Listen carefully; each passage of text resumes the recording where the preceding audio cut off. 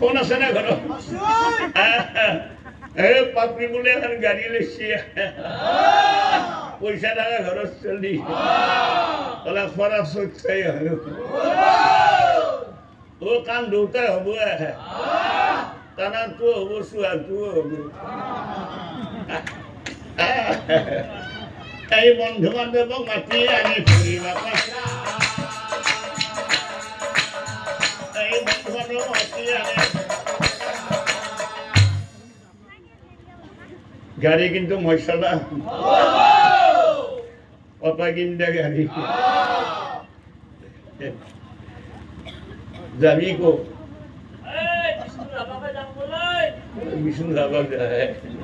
বিষ্ণু ধাবা বহু দূৰ এতিয়া ওচৰতে 7 ধাবা আছে তাকে বহু ভিতৰত সুন্দৰ জাগা আছে কাপোৰ খান টান দিলে হ'ল দেই গ'ল ক'ত কাপোৰ খান টানি দি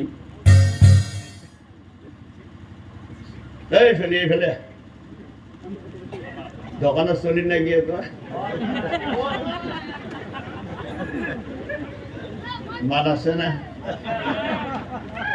আছে যদি এটা মাইকা লৈ এটা আজি আইছি তাই এতিয়া পঢ়িলে গিলাচে লাগে দিবি শব্দ উঠ লাগিব দে বেছি নাখুই কিন্তু দে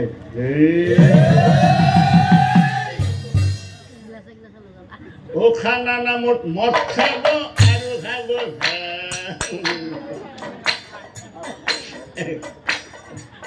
নিশাতে খোঁজ দিব ঢলং ঢকং নতুন গাড়ি পাই বেতার মনত কিনে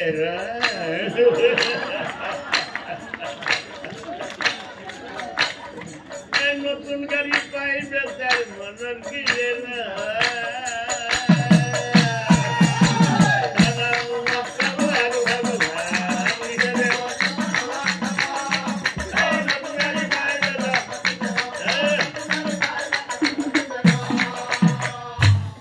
খাবি নাকি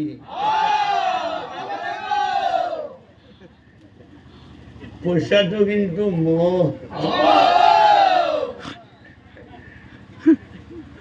মোর লক্ষ্মী নাই ভালো থাকা তাই ভাইয়া পাপা মরি যাক পাপা মোর লক্ষ্মী নাই ভালো থাকি 1000 খুঁজলি 2000 দেই মোর মায়েরও ভাইয়া তোর মাকে ইমান ধুনা 1000 খুঁজলি 2000 আমার পেয়ে আছে নি আফা খুঁজলি 10 টাকা দে এই নম্রেও দেখা খাবি নাকি এই চলি এটা খানা লৈ আহিবে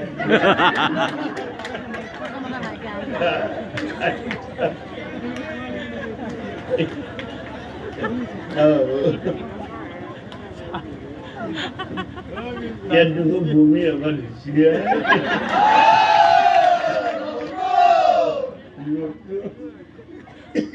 খাবার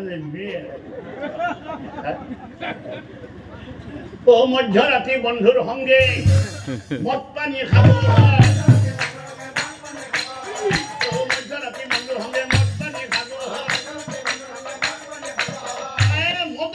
তীব্র ভেগে মদন নিশা তীব্র ভেগে কিমান ধরে গৈছে গাড়ি কোনো জানিব কিমান ধরে গৈছে গাড়ি কোনো জানিব বিজুলী খুঁটার ধরে খুঁটা মারে বিজুলী খুঁটার ধরে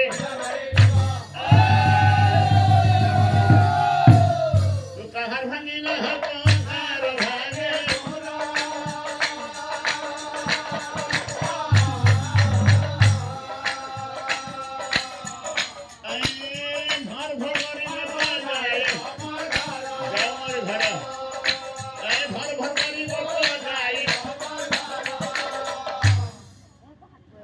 এতিয়া বুজিলানে দাদা তুমি দেখা গাভী তো এটা হাত বুঝা মাতৃ মরমে পুরো জম ধরে যায় এই মাতৃ মরমে পুরো অর্জুনে বলন্ত হোক কি কোয়া হি গ্রহ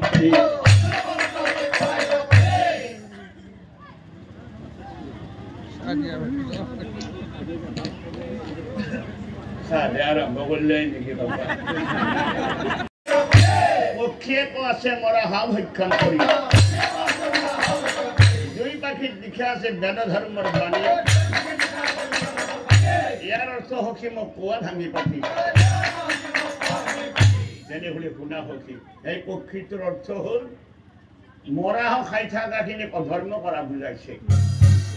আৰু পাখিত লিখি থকা কথাখিনি ধৰ্ম কৰা বুজাইছে কলিৰ যুগত কোনে কেনেকৈ ধৰ্ম কৰিব কলিৰ তোমাক পক্ষী ৰূপ ধৰি বুজাই দিছে কৃষ্ণ কৃষ্ণ হৰি ও ৰাম উদলতে গামোচা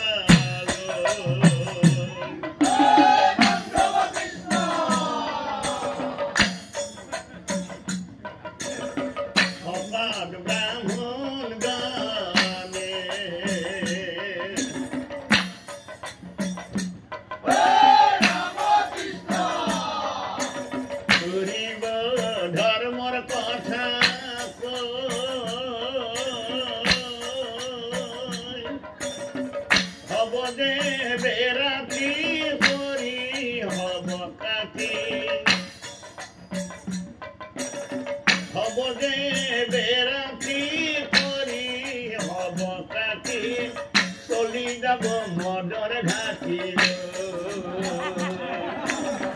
কলি যুগতে ভকত কলি যুগতে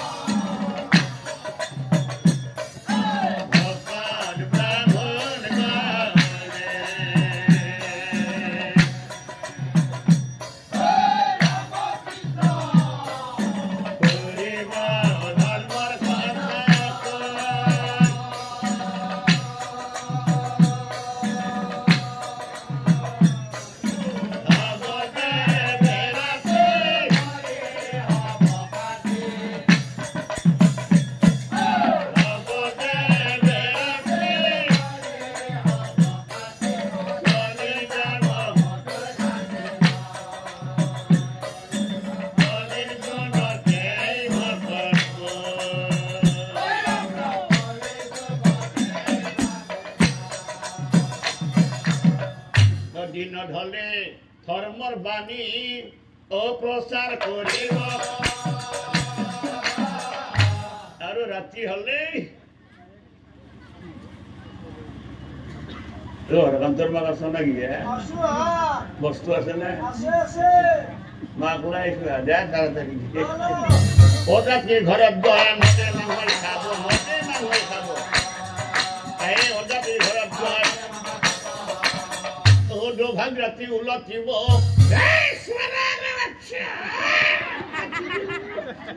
ডিঙিলৈকে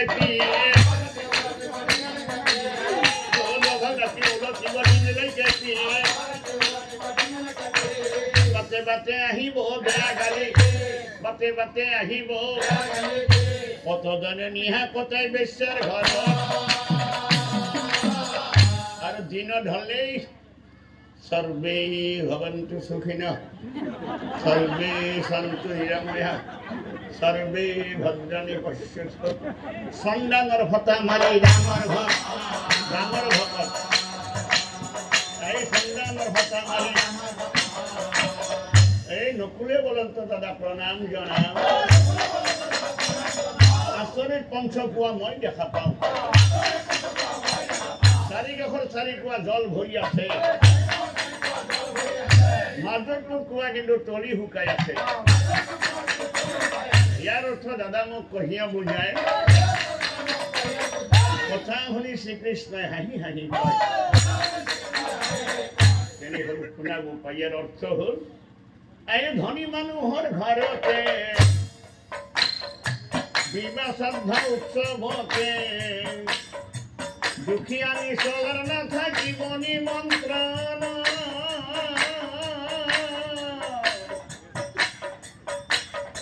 এই সুন্দৰ ভাজতে ফুলৰ মালা আৰতে লাখে লাখে খৰচ কৰিব বহুত।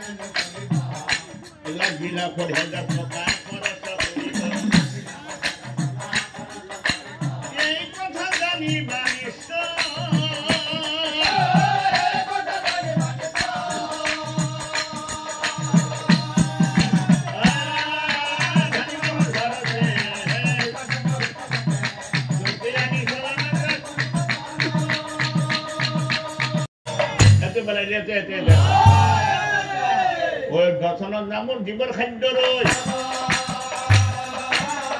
ভিখাৰী নোখোৱা হেব নালাগে ভিখাৰী নোখোৱা হেব লাখে লাখে খৰচ কৰি কিনিব গহনা হয় লাখে লাখে খৰচ কৰি কিনিব গহনা হয় বিপদত গৰিব চাৰি কাষৰ ভৰ্তি কোৱা ধনী মাকৰ ফুল কোৱাটো গৰিব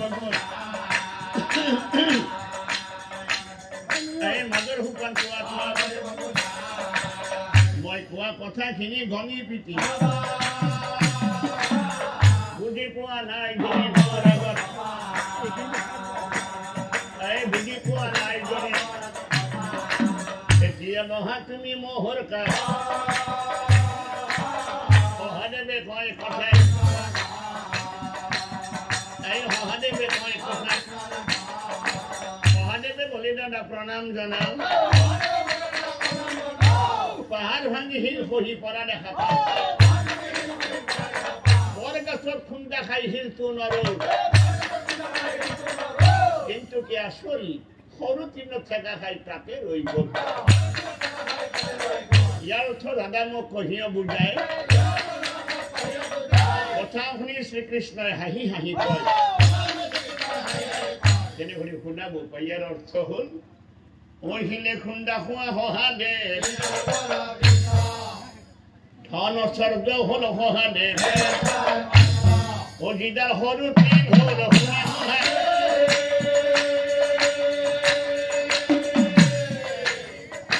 তাৰ অৰ্থ হ'ল গোপাল তাৰ অৰ্থ হ'ল গোপাল এই ধন ঐশ্বৰ্যৰে এই কলিৰ যুগৰ নৰে মাথো ভোগ বিলাক কৰিব পাৰিব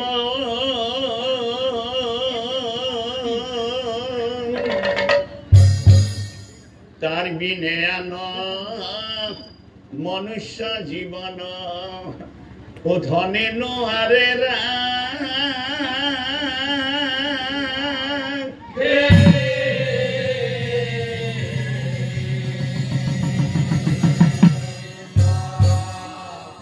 এই ধনেৰে হে মাত্ৰ কিনিব হে পাৰি বস্ত্ৰ অলংকাৰ আদি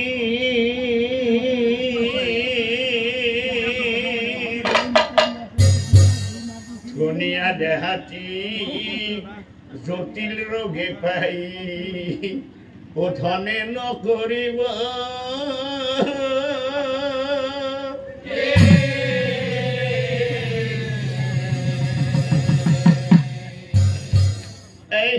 কথা খহানি খহিব দেহাতি ধনে নোৱাৰে ৰাখিব হৰি নাম মাত্ৰে সংসাৰ তৰিবে অজেন হৰুতৃণ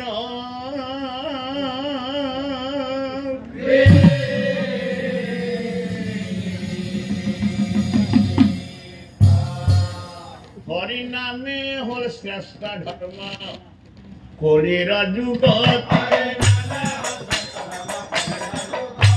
হৰি নামে হল শ্ৰেষ্ঠ ধৰ্ম